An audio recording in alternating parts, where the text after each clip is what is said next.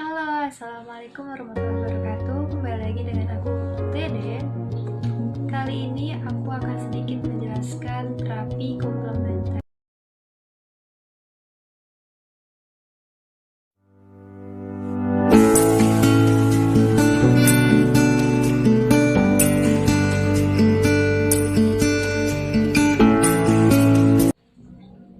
Kali ini aku akan menjelaskan tentang management of non-pharmacological intervention on pain in client with rheumatoid. Oke, di sini juga aku sudah mencantumkan link jurnal yang aku cari sebelumnya. Dan selanjutnya nanti aku akan cantumkan kembali di kolom description box agar kalian mudah untuk mencari tahu lebih dalam lagi. Di sini saya dari jurusan S1 Keperawatan dengan NPM 091900000066. Yang pertama di sini ada rheumatoid arthritis. Rheumatoid arthritis merupakan sebuah penyakit yang terjadi karena kelainan pada sendi sehingga menyebabkan nyeri dan kaku pada sistem muskuloskeletal, terutama seperti otot skeletal, sendi, ligamen, dan tulang serta umumnya yang menyerang pada klien dengan usia lebih dari 40 tahun.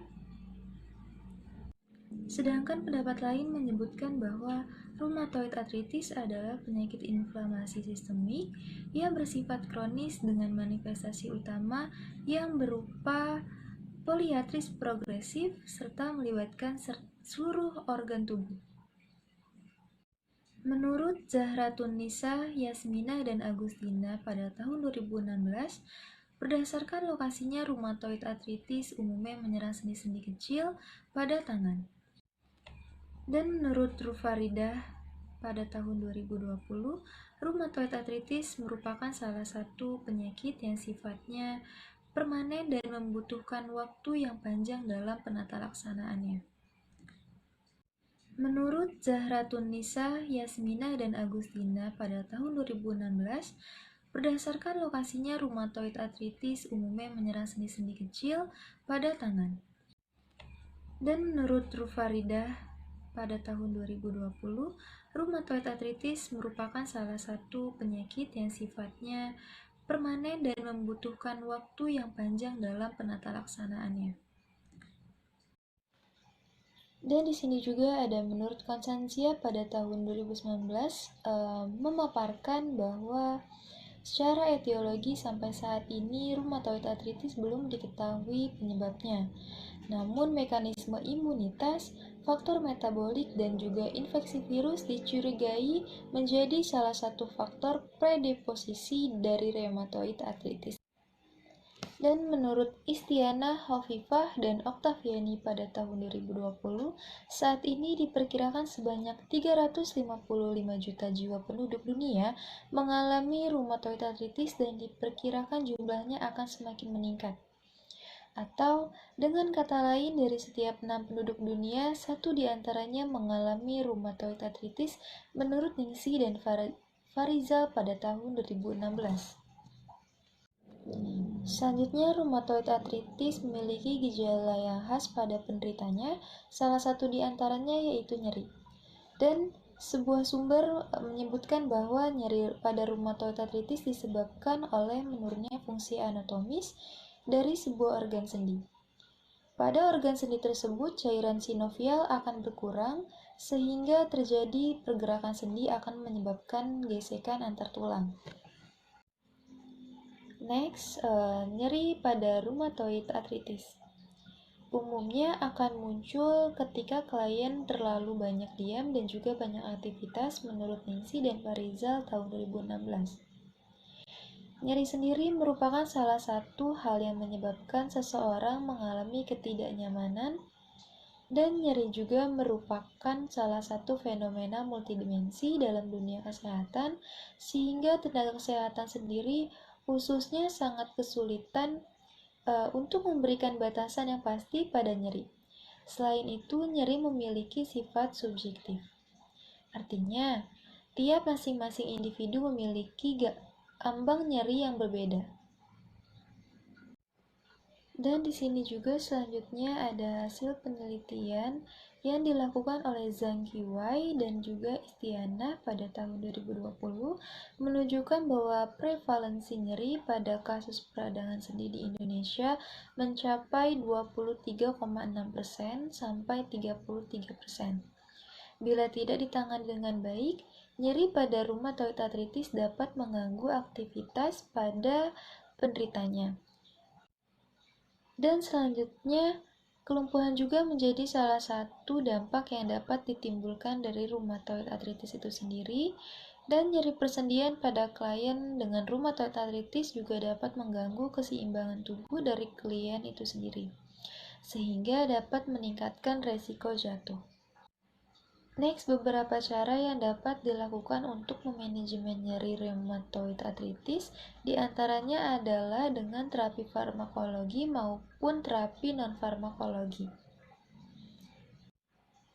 Beberapa contoh terapi farmakologi yang digunakan untuk memanajemen nyeri rheumatoid arthritis, diantaranya adalah dengan menggunakan terapi obat-obatan NSAID, atau biasa disebut dengan non-steroidal anti-inflammatory drugs, dan juga obat-obatan steroid, dan obat-obatan DMARD, atau biasa disebut dengan disease modifying anti-hematic drug.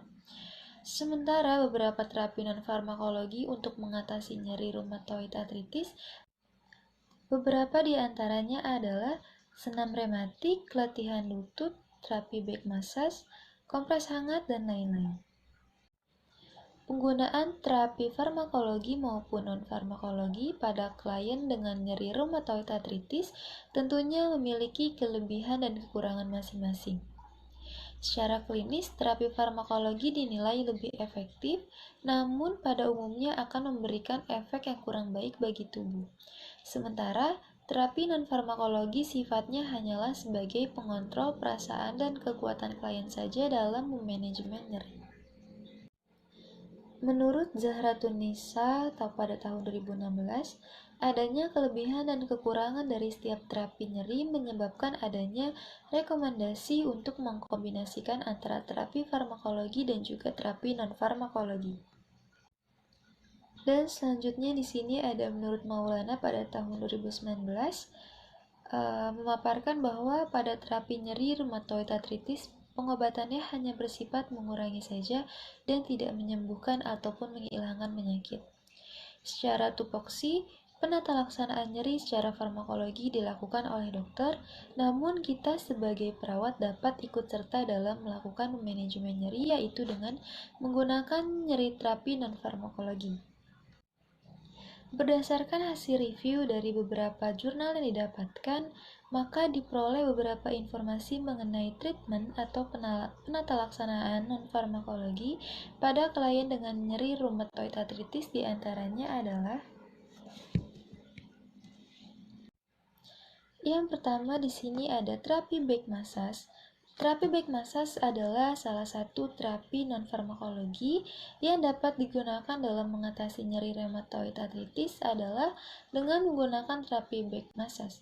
Penelitian yang dilakukan oleh Ika Rizky Risnayanti Putri dengan judul Penerapan Terapi Back Massage Terhadap Penurunan Tingkat Nyeri pada Keluarga dengan Rheumatoid Arthritis menunjukkan bahwa pemberian terapi back massage terbukti efektif dalam menurunkan nyeri kronis rheumatoid arthritis.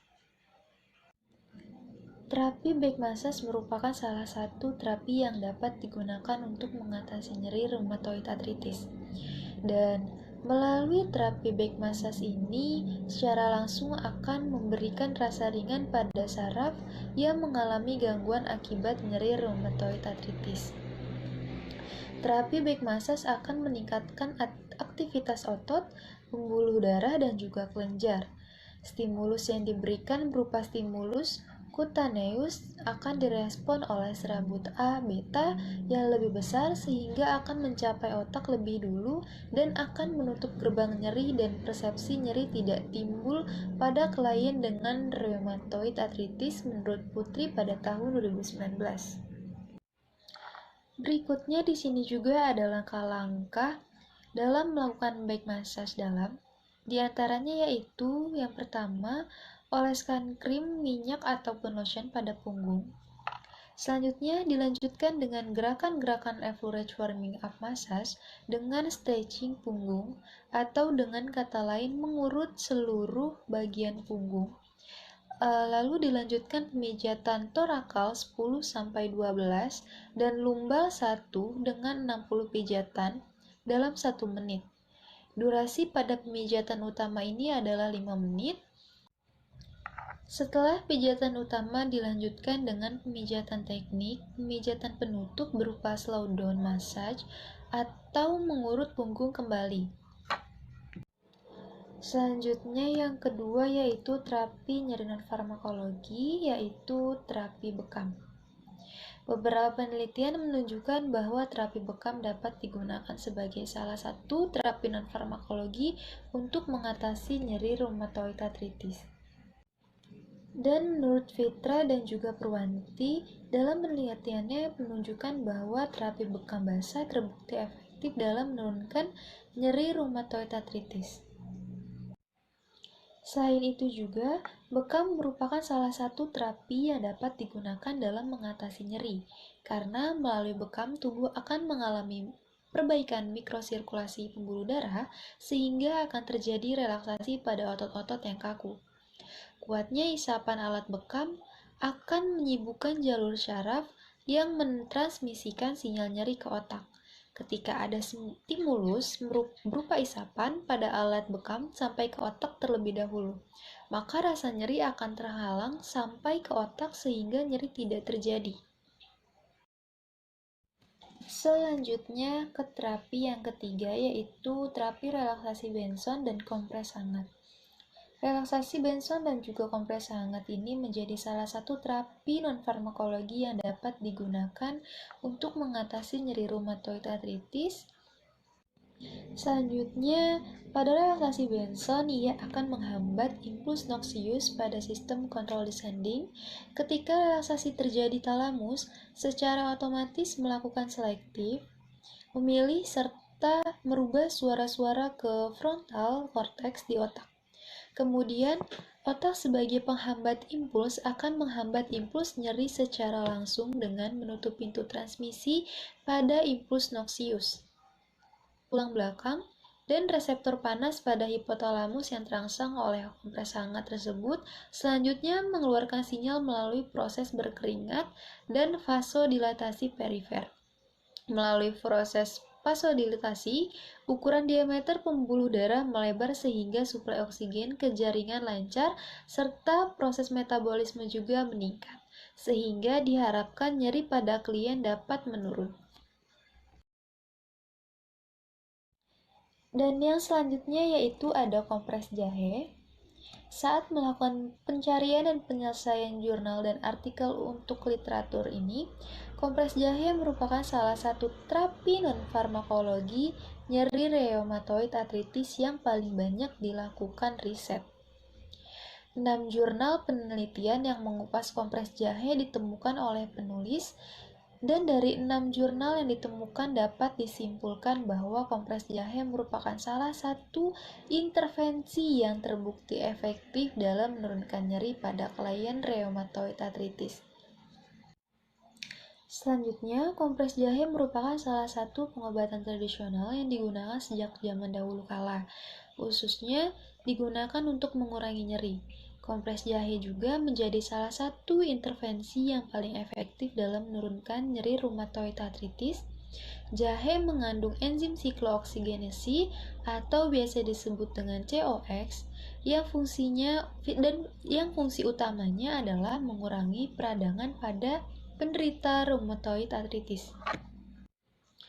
Kandungan enzim siklooksigenasi pada jahe akan mampu mengeblok dan menghambat terjadinya nyeri sendi yang terkena rheumatoid arthritis. Selain itu, kandungan air dan minyak pada jahe tidak dapat menguap dan dapat meningkatkan permeabilitas oleorosin dan dapat menembus kulit tanpa menyebabkan kerusakan perifer. Pendapat lain juga menyebutkan bahwa jahe mempunyai kandungan senyawa homolog fenolik keton yang dikenal sebagai gingerol sebagai komponen utamanya. Suhu tinggi pada gingerol akan Sogawol yang punya efek panas dan pedas. Efek panas ini dan pedas dan jahe tersebutlah yang dapat digunakan untuk mengobati nyeri pada rheumatoid arthritis. Baik, segitu saja penjelasan terapi komplementer kali ini. Kurang lebihnya mohon maaf. Wassalamualaikum warahmatullahi wabarakatuh.